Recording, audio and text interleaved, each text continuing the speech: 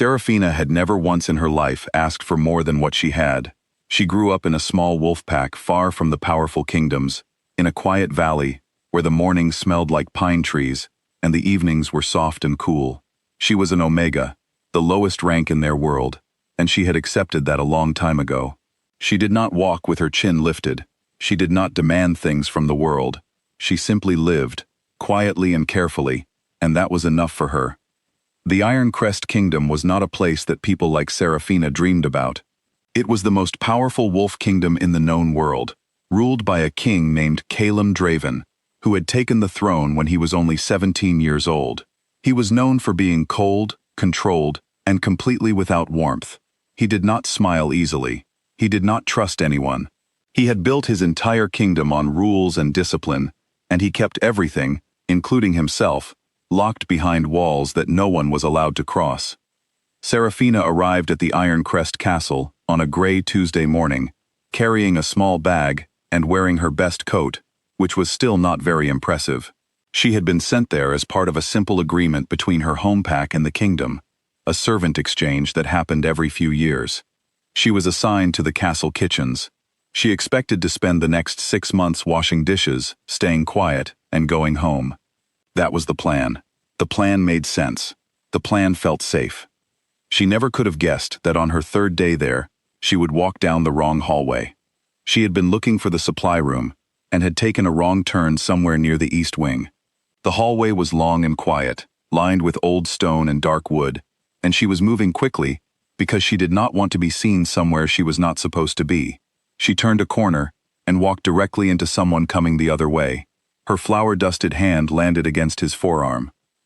And the world changed. It was not something she could explain easily. It was more like every quiet, ordinary feeling she had ever had in her entire life suddenly moved aside to make room for something enormous. Her wolf surged forward inside her chest in a way it had never done before. The air felt different. Her skin felt different. Everything felt different. She looked up. He was already looking at her. For one single moment, Calum Draven's face held an expression that she would never see on him again, something open and stunned and completely unguarded. Then it closed, fast as a door slamming, and what replaced it was cold and hard and furious. He knew exactly what had just happened. So did she. In their world, the sacred bond between true mates was something every wolf child learned about. It was given by the moon goddess herself. It could not be faked. It could not be mistaken, and it could not be ignored.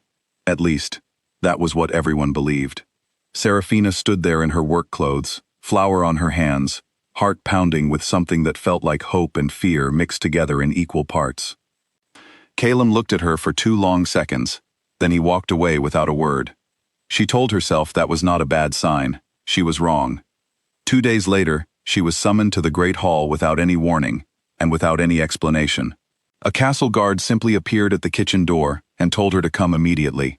She followed him with her heart in her throat, her mind searching for whatever mistake she might have made. She found out when she arrived. The Great Hall was full. The king's entire court was present. Nobles, advisors, high-ranking pack members, and Lady Vessa Holt, the noble-born woman who had been selected to become the next queen. They were all watching as Saraphina was escorted to the center of the room. Then the Alpha King walked in. He stood in front of everyone, in front of her, and he spoke the ancient words of rejection clearly and without hesitation. He said the bond was an error. He said she was unworthy of his house and his bloodline. He announced her banishment from all Iron Crest territory, effective that same evening, with serious consequences if she ever returned. The entire hall was silent. Saraphina stood very still. She did not make a sound. She did not move. She felt the rejection bond break through her chest, like something being torn loose from the inside, a pain that was so sharp and so deep that for a moment she could not breathe. Every wolf knew what that pain felt like. None of them envied the person experiencing it. She breathed through it. She kept her face still. She looked at no one. When he finished speaking, she lowered her head once, turned around, and walked out of the hall with her back straight and her steps steady. She did not run. She did not cry. She did not look back at the man who had just broken something inside her, in front of a room full of witnesses. That was the last time she saw him for a very long time. The journey home was hard, and the months that followed were harder. The rejection bond did not heal quickly. She lost her appetite. She had dreams that woke her in the middle of the night and left her sitting in the dark, chest aching. Her wolf, a gentle silver creature she had always been quietly proud of, grew silent and dull inside her, like a candle burned down very low. She returned to her home pack, and people were kind to her, but it was a careful kindness, the kind that keeps a small distance. The story had traveled ahead of her. Being publicly turned away by the most powerful alpha king in the world was not the kind of thing anyone forgot quickly, and in a society that placed great importance on rank and approval, it had changed the way people looked at her, even the ones who cared for her. She found work as an herb gatherer, moving through the hills each morning with a basket and a small knife. An elderly healer named Marin took her on as an assistant, teaching her the names and uses of plants, the way to dry roots and press oils. Marin was not soft. She did not believe in unnecessary comfort or kind lies. She told Saraphina the truth in plain words, that what had been done to her was wrong, that the man who did it had made a choice that reflected his character and not hers, and that recovering from cruelty was not the same thing as forgiving it. "You can put down a heavy thing without deciding it never mattered," Marin told her one afternoon, not looking up from the stems she was sorting. "The weight was real. You are allowed to know that." Saraphina listened. She thought about it, slowly, over many months, not all at once. She began to rebuild, not into the person she had been before, into someone steadier, quieter, more certain of her own value, in a way that had nothing to do with what any king or court had decided about her. She did not know that, at the same time, the king who had sent her away was facing something he had no experience with. 3 weeks after the banishment, Calum noticed that his wolf was slower than usual during training. He told himself it was fatigue. 1 month later, the transformation to his wolf form became difficult in a way it had never been before, painful and uncertain, where it had always been effortless. He still said nothing to anyone. By the end of the 2nd month, his wolf was almost entirely silent inside him. That constant, powerful second presence that had lived at the center of who he was since childhood, the thing that made him an alpha king, that gave him his strength and his authority, had gone quiet like a fire smothered under sand. His healers could find no physical cause. His advisors offered explanations. Lady Vessa, calm and practical, told him it was stress, and that it would pass. An old advisor named Gorvain, who had served the Draven family for more than 60 years and had earned the right to say what others would not, came to him privately one evening and sat down across from him and told him the truth. "My king," the old man said, "the moon goddess does not make mistakes, and she does not overlook them either." Calum told him to go. But on the night of the 3rd full moon after the banishment, the most sacred night in the wolf calendar, the night when every wolf's power was supposed to reach its highest point, Calum stood in the open courtyard of his castle under the full silver moon and could not shift. Not at all, not even partially. He stood there as a man, only a man, while the howls of every wolf in his kingdom rose around him in a long, beautiful sound that he could no longer be part of. That night he dreamed. She appeared to him as something vast and ancient, with eyes that held too much light. The moon goddess did not come in anger. She did not shout or make grand declarations.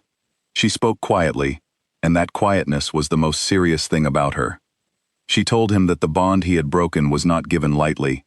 She told him that rejecting a true mate was a choice that every wolf was free to make. The goddess had never taken away that freedom.